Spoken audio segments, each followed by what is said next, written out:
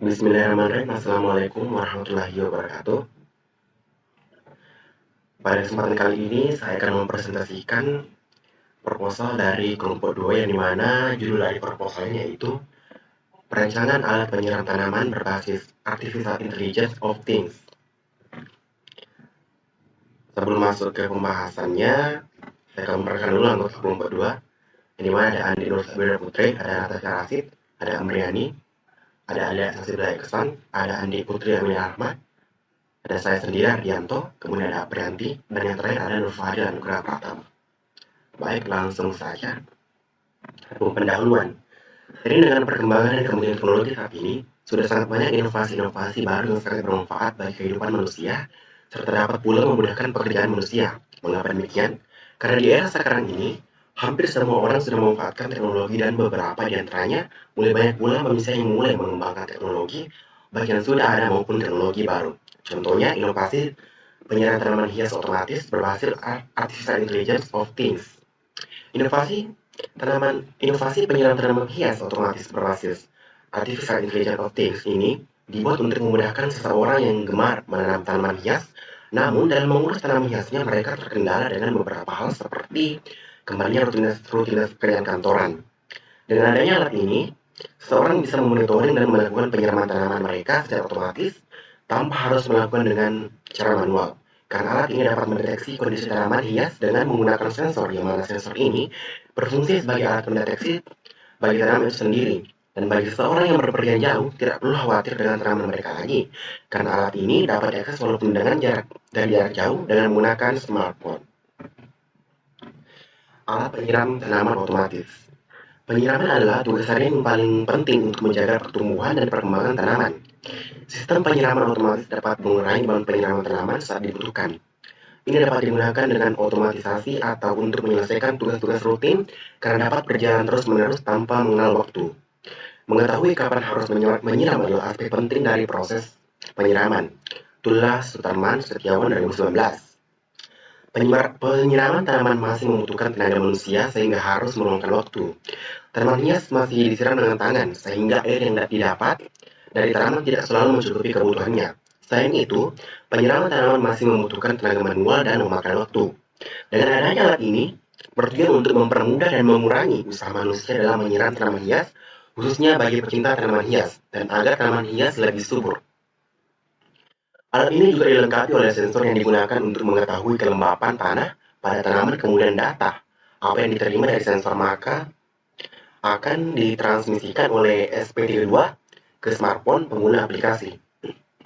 Pembuatan penyiraman tanaman ini dapat membantu kualitas tanaman dengan baik dari penyiram yang dilakukan berdasarkan kelembapan secara otomatis dengan monitoring melalui sebuah aplikasi.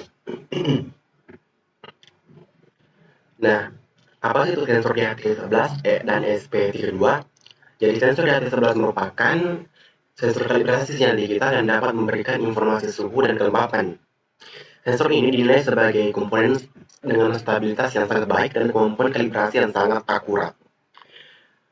Mikrosensor Arduino DHT11 telah dinyatakan sebagai alat yang potensial untuk mengamati faktor iklim.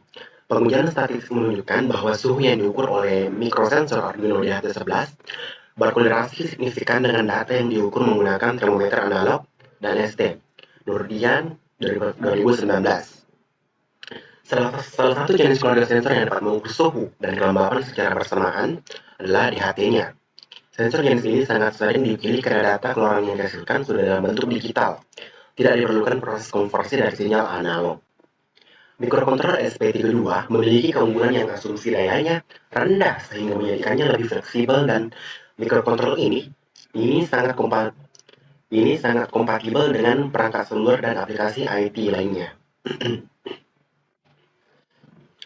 Tentunya ada Internet of Things. Internet of Things ini merupakan suatu gagasan di mana seluruh benda yang ada di dunia nyata dapat melakukan komunikasi antara satu dengan yang lain sebagai satu kesatuan unit terpadu, yang mana jaringan internet yang menjadi penghubung di dalamnya. Contohnya kamera CCTV yang terpasang di persimpangan jalan dihubungkan dengan jaringan internet yang dipadukan di ruang kontrol yang jaraknya mungkin bisa mencapai puluhan kilometer. Atau sebuah smartphone yang mampu di-manage melalui smartphone yang dihubungkan dengan koneksi internet. Hasil perkembangan teknologi antara lain penerapan IoT untuk pembuatan alat penyiram tanaman secara otomatis. Manfaat dari sistem ini adalah untuk mempermudah seseorang dalam merawat tanaman, khususnya dalam menyiram tanaman, karena sistem ini akan melakukan penyiraman secara otomatis dengan menggunakan teknologi Internet of Things. Nah, ada smartphone terintegrasi IoT.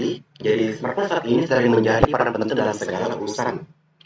Melihat situasi saat ini, yang mana kebanyakan orang sangat sulit untuk terlepas dari smartphone mereka, maka dari itu untuk mempermudah mengakses sebuah alat yang kami rancang, alat ini menggunakan smartphone sebagai media penghubung dengan alat penyiram tanaman otomatis. Dengan cara membuat sebuah aplikasi yang dapat diakses pada sebuah smartphone dimanapun dan kapanpun.